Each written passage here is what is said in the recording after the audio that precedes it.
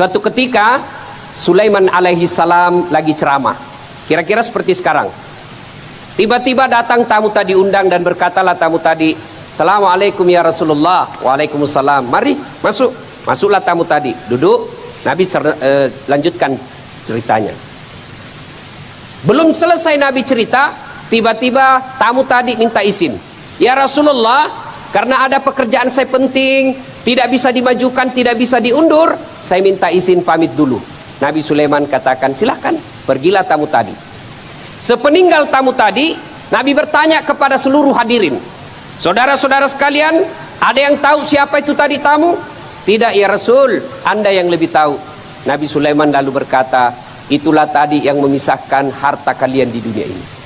Itulah tadi yang memisahkan dengan segala orang yang engkau cintai di dunia ini. Itulah tadi malaikat pencabut nyawa, yang setiap kali datang pasti ada yang ingin dipanggil, dan dia tidak kembali sebelum diambil yang diinginkan." Selesai berkata begitu, tiba-tiba dari belakang ada anak muda diangkat tangannya. "Ya Rasulullah, itu malaikat pencabut nyawa." "Iya." "Tidak kembali sebelum diambil yang diinginkan?" "Iya." Langsung dia bilang, "Ini anak muda, mati nih saya." "Kenapa?" "Sejak datang sampai pulang saya terus dilihat." Nabi Sulaiman katakan, "Hati-hati koces." Tentu dalam riwayat tidak ada bilang ces. Ini Ustadz zaman now. Hati-hati mas bro, barangkali kau yang diinginkan. Dia bilang, "Ya Rasulullah, jangan main-main deh. Kalau begitu bawa saya jauh sampai dia tidak dapat tadi itu." Nabi Sulaiman mukjizatnya salah satu diantaranya pandai memerintah angin. Lalu Nabi Sulaiman berkata, "Angin, tolong kau terbangkan anak muda ini. Bawa kemana saja dia mau pergi." "Siap." Turun angin, naiklah anak muda ini, terbangkan kiri kanan, lurus kiri. Dia bilang, "Sudah jauh saya ini." Dia lihat ke belakang, sudah jauh. Dan dia dapat saja tadi ini. Orang ajar bikin takut-takut. Dan sudah bilang, "Ini anak muda, angin, turunkan saya." Pas turun, baru satu langkah diinjakkan kakinya di tanah, ketemu itu tadi tamu. Dia bilang, "Dari mana kok?"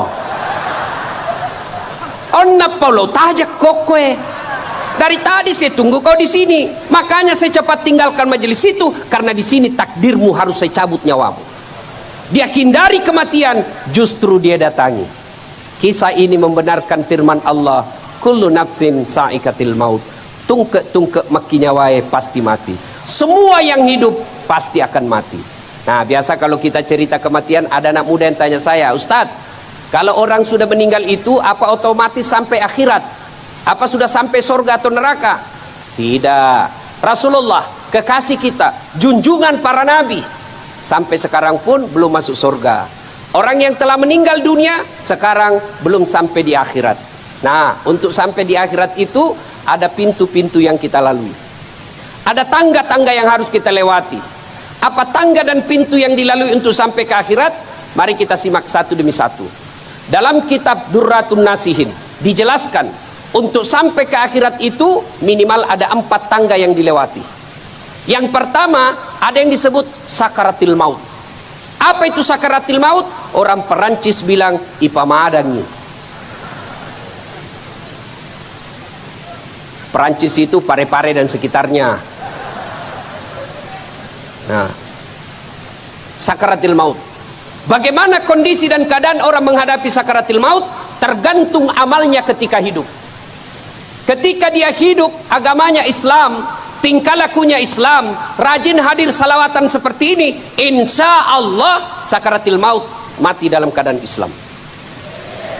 Sebaliknya, ketika dia hidup agamanya Islam, perbuatannya tidak Islami, tingkah lakunya tidak Islami, dia pembuat mesum, pembuat maksiat, hampir bisa dipatikan, matinya pun nanti tidak dalam keadaan Islam.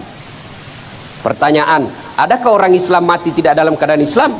Banyak. Setiap Jumat mimbar khutbah mengingatkan kepada kita. Tiap Jumat kita dengar, "Ya ayyuhalladzina amanu taqullaha haqqa tuqatih wa la tamutunna illa wa antum muslimun." Wahai orang-orang yang beriman, bertakwalah engkau kepada Allah dengan sebenar-benarnya takwa, dan janganlah kamu mati, jangan sekali-kali kamu mati illa kecuali wa antum muslimun, dalam keadaan beragama Islam. Sengaja Allah ingatkan kita setiap mimbar Jumat Hati-hati kalian, lahir Islam, khitan Islam, nikah Islam, tapi belum tentu kalian mati dalam keadaan Islam. Siapa mereka yang mati dalam keadaan non muslim atau kafir? Contoh aja ini ya, contoh saja ini. Pedagang. Ada pedagang di sini. Berapa harganya ini sarungmu? 50.000. Wih, mahal benar. Dia beli, itu saja 50 saya kasih kau modal karena kita sama-sama orang Bugis. Lalu 40.000, enggak boleh. 50 itu modal, padahal sudah ada untungnya. 10.000-nya riba. Wa ahallallahu bai'a wa harramar riba. Allah halalkan jual beli, tapi Allah haramkan riba. Mana kategori riba? Satu di antaranya menipu pembeli. Termasuk ada penjual bensin botolan di sini. Ada. Oh, itu hati-hati. Tulis bensin murni. Padahal dia campur minyak tanah. Begitu dikomplain, kenapa kau tulis bensin murni? Ada minyak tanahnya. Dia bilang, jangan salah mas bro, istri saya namanya Murni, makanya saya tulis bensin murni.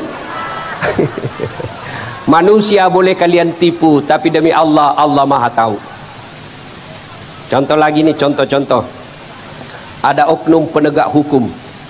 Ada anak sekolah buru-buru pergi sekolah, tidak pakai helm, lewat jalan raya, nabrak, melanggar rambu-rambu lalu lintas, didapat sama oknum ini. Kau melanggar, kau tidak lihat rambu lintas, kau tidak lihat rambu-rambu. Saya lihat pak. Kenapa kau langgar? Saya tidak lihat bapak.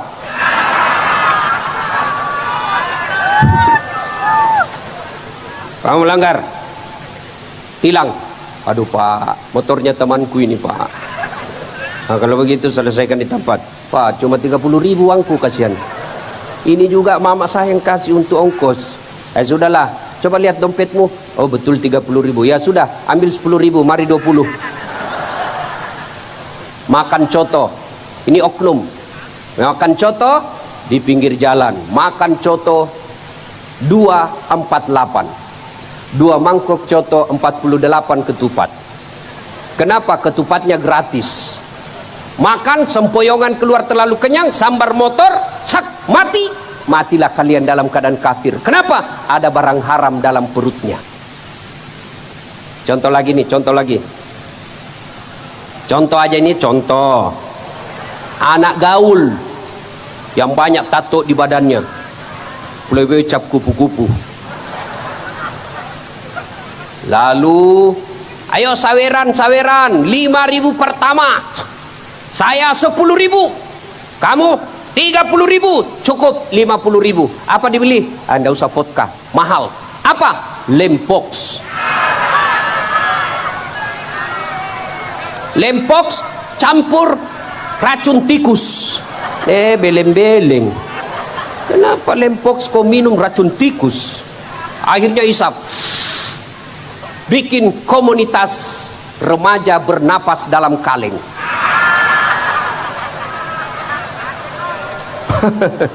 Mabuk setengah, ya mabuk setengah lah dia ini. Dia ambil motornya. Bayangkan kalau orang mabuk setengah naik motor, dia listrik dikira aspal. Bah, mati kafir kok bos. Innamal khamru rijsun min amalis syaitan fajtanibuhu la'allakum tuflihun. Sesungguhnya khamar dan jenisnya vodka, whisky, Jennifer, Donald, topi miring. Hafal? Saya baca.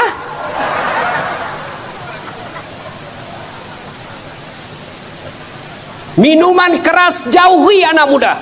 Silahkan jadi anak gaul, anak band-band, anak futsal, anak gondrong-gondrong, anak motor-motor, anak gunung-gunung, silahkan. Tapi jangan dekati minuman keras.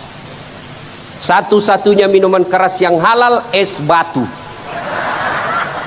Es batu gesok mi, tanpa sirup, undang gak juga. Ini anak muda sekarang nanti dibilang gaul kalau pintar teler. Cemen lu men, kampungan, baru 1 botol sudah teler. Tuh teman kita jago sampai masuk di got. Dulu waktu saya sekolah dan kuliah, kalau dibilang teman saya, ayo, dah saat sini. Saya bilang, enggak bos, saya jauh-jauh tinggalkan kampung, tidak mau jadi pemabuk. Dia bilang, kampungan lo. Saya bilang, biar Mi, daripada kau ndak ada kampungmu.